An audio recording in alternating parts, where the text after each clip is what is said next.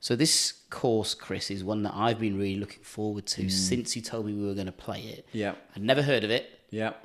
Which is remarkable considering it's actually on our original list was ranked 24th. It's now up to 21. Now to 21, and it's the 70th best in the world. 10th best in Scotland. 10th best in Scotland, which is unbelievable itself, right? Yeah. And I'd never heard of this place. Yeah. And as soon as I knew that we were playing it, I Googled it, which was, normally, like, if you're a medic or anything like that, that's the sense, shivers down your spine. Like somebody's Googled something. Oh, no, don't get diagnosed by Dr. Google. But it was the best thing I ever did, because I looked at the pictures and I went, we are in for a treat. Yeah, aren't we just? We are. I am unashamedly a visuals man when it comes to golf courses. Yeah. And I'm shit at golf, right? That's the only thing I've got. I can pin myself onto that. Yeah. But whoa, this place looks good. Yeah. But I'm unashamedly a lover of links courses where you're like in the dunes and you're like, you've got these massive contours and you've got these big raises and drops in elevation. Like that floats my boat completely. This course has got both of us sorted, hasn't it? Yeah, I think so. Yeah. I think so. Yeah.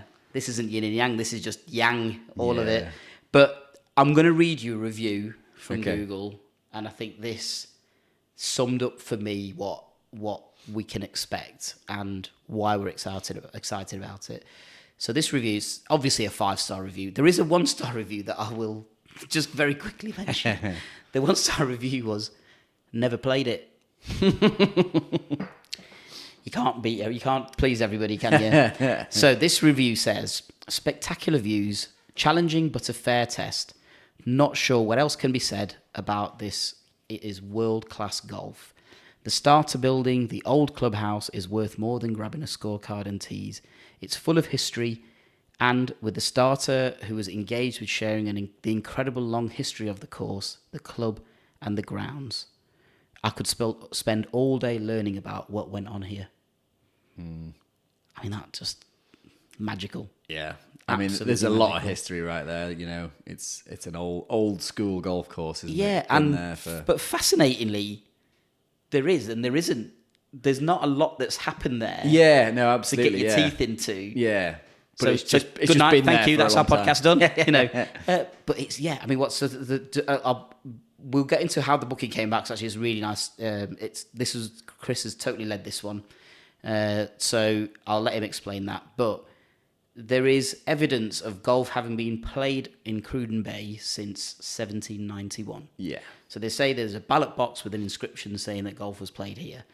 I'm hoping it's there and we can actually see it. I've not seen any pictures of it, so maybe it doesn't exist, or I don't know what's going on with it. But And then the club was actually formed in 1899, and it was laid out, for golf enthusiasts out there, it was laid out by old Tom Morris, who designed St Andrews. Yes, he did. So obviously a very, very big hitter in golf course design, and there was a change made to the layout, as in it was expanded fully to its current setup in 1929, and it's been pretty unchanged Sounds since. like it, yeah. So we are like getting... Which is it's pretty unusual these days, because really unusual. Most of these big courses have been developed a couple of times by a couple of the old school guys, and then more recently they've had some fairly big fundamental changes to either bring it back to kind of how it used to be 100 years ago, or to redevelop some of the bunkers or whatever, but it doesn't seem to have had that, does it? Which I guess ultimately I think probably, is a plays into the fact that it's just so good and it looks so good. Why change it? Yeah, if it ain't broke, don't fix it. What was the word you used? The word you described. I know what the word is, but just tell us the word that you said people describe this golf course as. Where you can construe that in two different ways. Oh yeah, was it? No, it wasn't unique. It was quirky. Quirky, yeah. Yeah, it was quirky. It's interesting that, isn't it? Because I think quirk is right up my street. Yeah. Like, I love stuff like that. A bit unusual, a bit like not what you normally expect. Yeah. And like the last course that we've played that was described as quirky was the Queen's course at Glen Eagles. Okay. Because it had some unusual characteristics in terms of its golf, how the golf was laid out. Now, Oh, I mean, I love that place. Yeah, I mean, I think I've read a couple of things that say it's been divisive because it's quirky. It's been divisive at Cruden Bay. But I think we've both looked at it and gone, "Oh no, yes, please, can we have some of that?" Yeah. Give me It's unusual. not divisive in this camp, Come I don't on. think, because it's exactly what we want out of a golf course, isn't it? I'm like Yeah. fully excited about this golf course. Yeah. So tell us, Chris, how did the booking come about? So I guess it's because this is part of a little trip that we're going to be doing to up to Aberdeen. So it's going to be a fair old trek from here to get up there. Mm-hmm. We'd initially had 3 courses planned out. One of those has dropped out because Mr. Trump has ruined our plans. Yeah. I mean, how selfish to host a tournament. I know. Unbelievable. Yeah. I mean, thankfully the invitation's still there, so we'll be able to get out there. Yeah. Because that'd be a great one to review for people. But let's not dwell on one where we're not playing. Yeah, ultimately, one of my good friends, one of my best friends from school, his partner is from Aberdeen. So I kind of just got in contact with them and said, "Have you got anyone locally?" And she was like, "Well, yeah, my brother, who's a guy called Graham, who I know, been to a few festivals and stuff, so I know Graham pretty well. He's a top guy. Yeah. A reasonably good golfer as well, by the sounds of Great. it. And he was like, "Yeah, that's fine. We can sort you out. I've got friends locally that can kind of get us up to Trump and Aberdeen, and we'll go and do Cruden Bay as well." Yeah. His surname is Cruden as well, so we're hoping to get some sort of discount. Is his surname Cruden? For playing at Cruden Bay. Are you actually kidding? No, absolutely not. Do you know that's new information? I did not know that.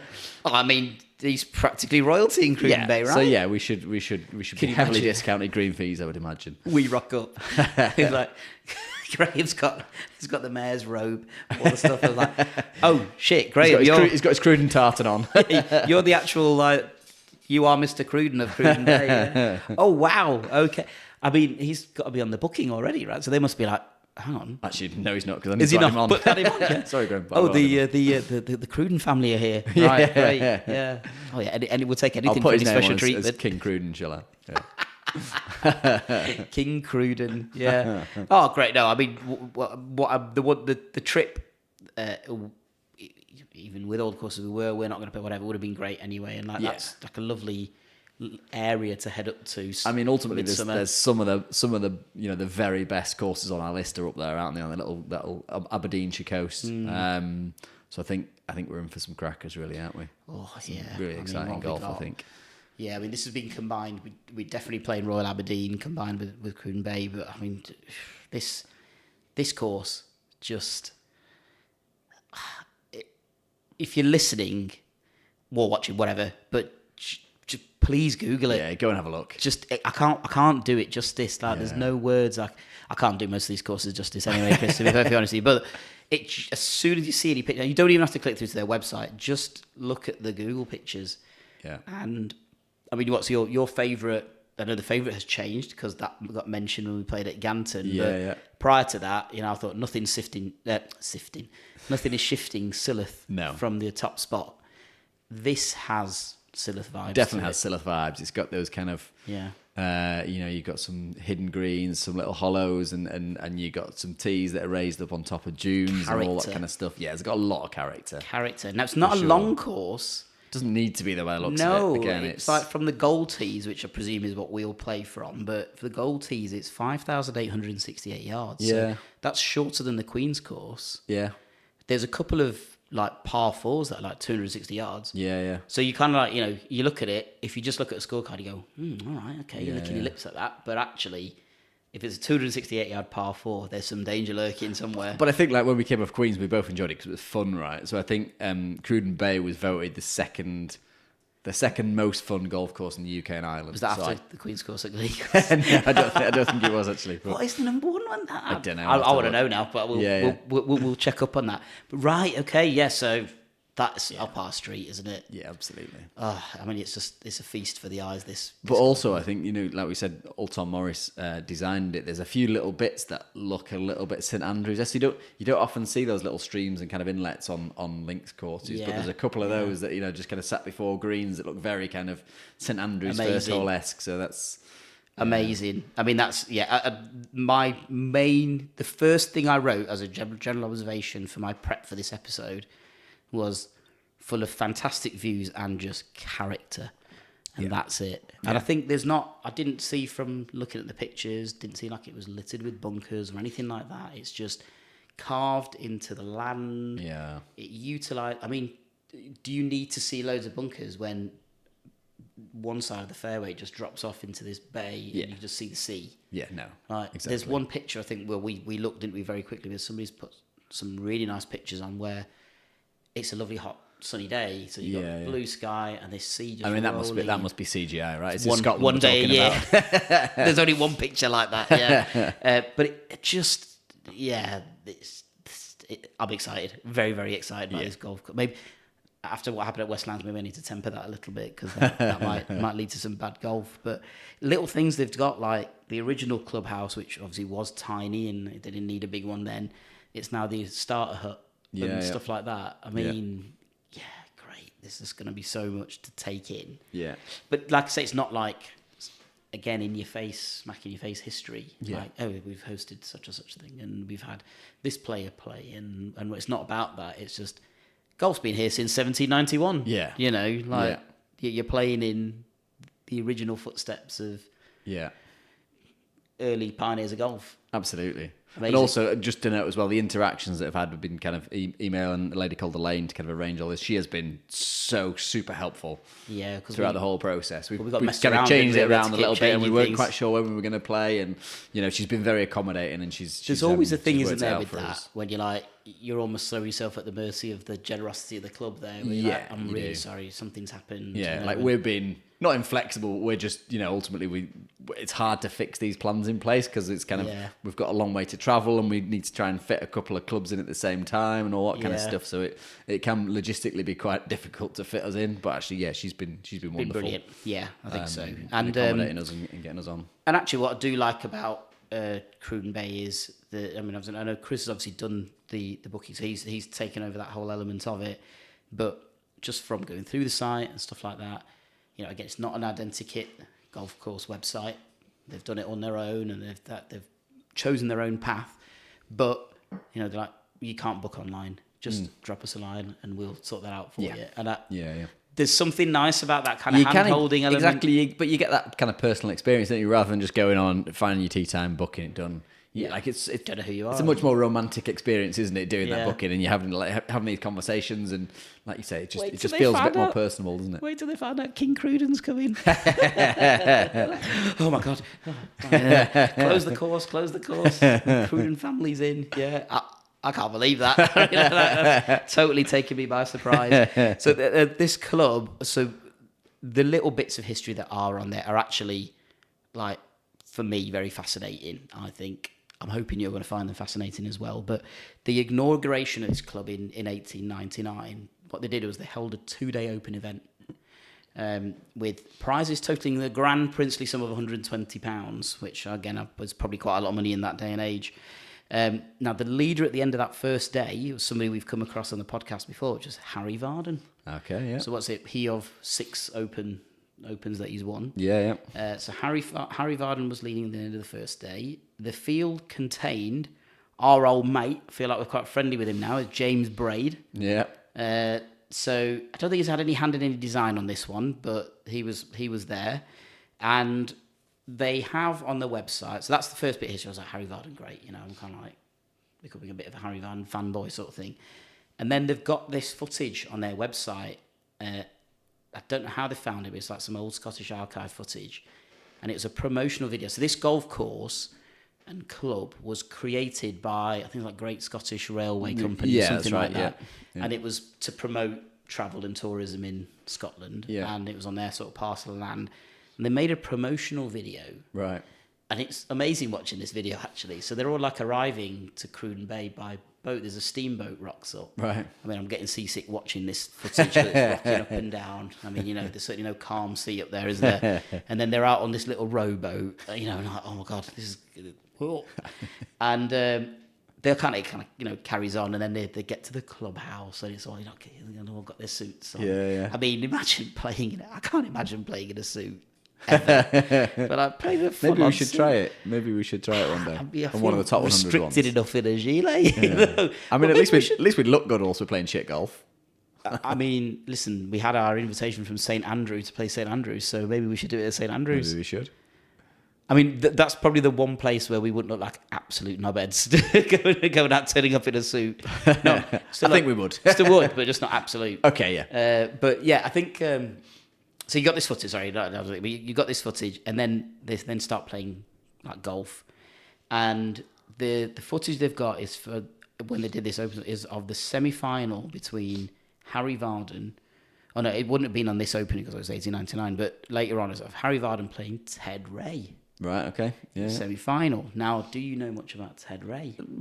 I know his name. Heard the name maybe. Yeah. Right. So it's Ted Ray, and I'll shamelessly plug this movie before, and I don't get anything for it. I'm not invested in it or anything like that. But as far as golf movies go, this is a good one. It's called The Greatest Game Ever Played, and we've talked about it before. Yeah. And that was about a guy called Frank Ouimet, who was the first amateur to win the US Open. It was like 1912 or something like that. When you say we met him. Oh, clever. But yeah, so it was the match. That US Open, there was some thing that went on. There hadn't been a British winner of the US Open or something like that. So Lord Norcliffe got Harry Vardon. His whole mission was, I'm going to fund him to go over there to bring the US Open back. Yeah. And Harry Vardon wanted Ted Ray to be with him as the English contingent to go and take him on. Yeah. And the movie's great. So it's like this interplay between Harry Vardon and Ted Ray. So the name for me is etched in, and like it's a great movie to watch. Yeah. And they actually get the golf bits quite right, I think. Unfortunately, Shia LaBeouf's in it, but they do get that quite right. But the footage, when you look at it, and then you see the course on this really old grainy footage, and then you look at the course, the picture that you got now, and you're like, it's exactly the same thing. Yeah, it's amazing. I mean, that's pretty cool. I think that's fairly unique in most of the courses that we played. Because like we said earlier, most of them have been changed fairly significantly to an extent. Or like you were saying, changed and then reverted. And then reversed back, right? Yeah, because I think they did that at Ganton, didn't they? They'd made a load of changes. Then so they went, no, this it was better 100 years ago. Let's just go back to where we were. I always find that amazing. Like, you spend all this money and then you got to go back to what you had in the first place. But I mean that's the course, and I think it's definitely light on highlight history, like big hitting things. We've had this tournament and we've done this. Well, I mean, I think ultimately it's still quite a short course, isn't it? Like it's going to be a challenge, but it's still very short. Very short. So it's probably not got that capacity to kind of host those big events these days. I think you'd barely be able to get a grandstand. Well, I think it's had a few Scottish Opens, hasn't it? I think there's been a couple of Scottish Opens there. Yeah. Right. Yeah. We were saying, weren't we? Like, what would it be like if you just let these players go out on a short course and just kind of let them attack it? Yeah. Sort of thing. Well, you'd get what happened at Portrush. But so that's kind of the course and what's got us really excited and the kind of the visuals of it. I think it's going to be packed full of history. I think I'm going to come out with a lot of like clubhouse pictures and stuff like that. And I think in stark contrast to West Lancs, I'm going to have a lot of on-course photography because bays like that are just right up my street. Yeah. And I think it's going to be a visual feast, isn't it? I think it is. I don't think we'll be able to take it in fully, are we? And like appreciate it, but we'll give it a go. Now, Jim isn't here. However, we've got a couple of bits of info from him. So the signature hole, he's informed us, is the fourth hole, which is a par 3. Yep. Now, I gather from looking at the photographs that you tee off from a tee box that's kind of over the cove. I mean, I think you're basically playing from like June to June by the looks of it, aren't you? I think the tee box is on a June, and then you've got another June, and you've got this big gap in between, I think. Amazing. By the looks of it. Amazing. It looks pretty cool. Yeah. I don't know if that gives me a chance in the signature hole challenge, but anyway, we'll see. So I hope you get intimidated by that. But it just looks amazing to play. So we'll do that for our signature hole challenge. I think I'm buying into the signature hole. I know, like, I'm inherently at a disadvantage in the signature hole challenge because you're like a par 3 specialist, Chris. But even it's amazing how many of the signature holes have been par 3s. It is like, amazing, it must be like 98%. Like, I can't think of. Yeah, there's the occasional par 4, but the last one was a par 4, wasn't it? And then before that, SNA was par 5. Yeah, Silith had actually. This is going to totally par 5. Yeah, this is totally disproving my theory, isn't it? Yeah, live disproving of the theory. Yeah, basically, I'm just chatting shit. Essentially, is what's happening. But I suppose par 3 is an easy one to go for, though, isn't it? Because it's all laid out in front of you. Yeah, and I guess you see the usually whole get that visual, you get that instant kind of gratification on the visuals, don't you, on the You can par also threes? make whatever you want as well, can't you? Because you can dig the terrain up as you wish and Yeah. build it up as you wish, rather than a full long stretch hole. But yeah, I mean, even not playing well at West Lancs, par 3 comes up and it's like bang, middle of the green, like right there. It's 2 like, putts, done. Standard. Yeah, all right, fair enough. So, mate, long may that continue because that's a great habit to have. So, we're doing that as a signature hole. And then we've got an interesting side bet actually this time round, which I think worked quite well at Ganton in hindsight. And that is we're doing a par 3 challenge. So, there's 4 par 3s on this course. Yep. But it's net, so I should be able to get some shots on you. Yeah, okay. So, I might have a chance here. If I can get my tee shots right. Oh, that'd be nice. I'm liking this net stuff. It's good. So that's our side bet that we're going to do, and we will film all of that, and we'll be able to get that on. But yeah, is there anything else about Cruden Bay that you would like to talk about, or I don't think so. Not at regale this point, anybody other with? than the fact that I'm very excited to get up there, and feels like, I know we've done Glen Eagles, but it almost feels like the first proper Scottish trip. This because Glen Eagles, yeah, do you know what I mean? I think just because you just associate Scotland with links golf, right, and you just associate it with those incredible kind of rugged coastline Glen Eagles golf courses. The Disneyland of golf. Yeah, Scottish golf. Yeah, Yeah, Scottish golf. It is definitely. Yeah. And It was otherworldly experience. we wasn't it? loved Glen Eagles. Like it's not. This isn't a put down to Glen Eagles, but it's just not that kind of like. It's not that you don't. It's that association that you have with Scotland and just that kind of like. Of course. It's all linked golf. It's links golf, right? isn't it? Yeah, it's always coastal. It's Battle of the Elements and all Yeah. that kind of stuff. So, this is going to be a good one. It feels like it's the first like proper Scottish course that we're playing. Yeah, and we've gone pretty high up, haven't we? But there's no building up to two this. big hitters, isn't there, that we're playing? Yeah. No, like warming ourselves up gradually. It's like no, straight in, Cruden Bay, job done. So look, we're really looking forward to it. We're gonna fill our boots, I think, with golf pictures and content and stuff like that. And it feels the word might sound a bit maybe a poor choice of word, but it feels like gritty golf. Like it's the real deal. Like this is golf. I mean, ultimately, that's where it was born, right? This is how it originated. That area, that land on those coastlines of Scotland, right? Yeah. I know, full on test. I'll be fascinated to find out from the club hopefully we'll get a chance to speak to somebody at the club. But I'd love to find out about.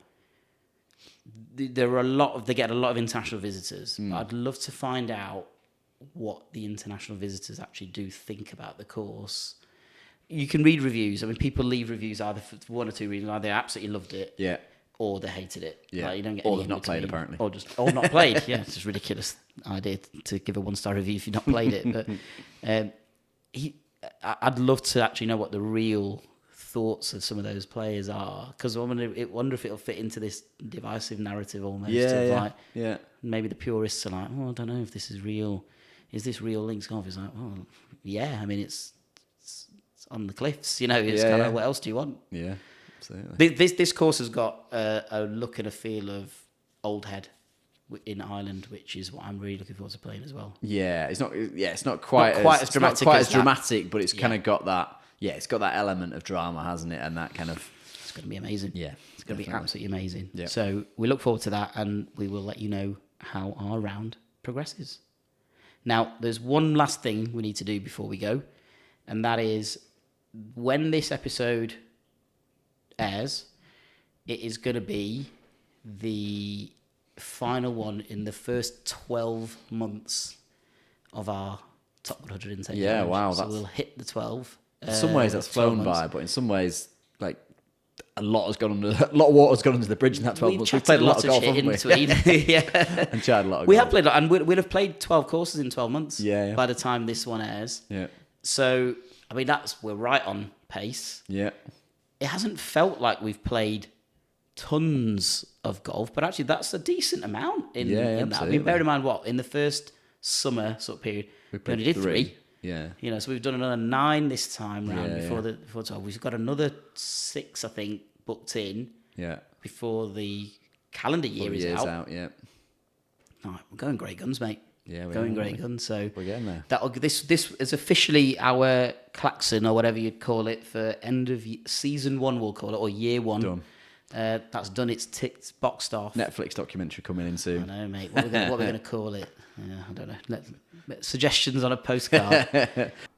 It's the end of year 1, and I think cheers to years 2 to 10, because I think we're going to have a fantastic onward journey now. Absolutely. Absolutely fantastic. Yeah, I mean, if year 1's anything to go by, then I've had an absolute ball. The next 9 are going to be pretty fun. I don't actually now. It's got to the point where I actually don't now remember or know what I previously did for any kind of enjoyment in my life.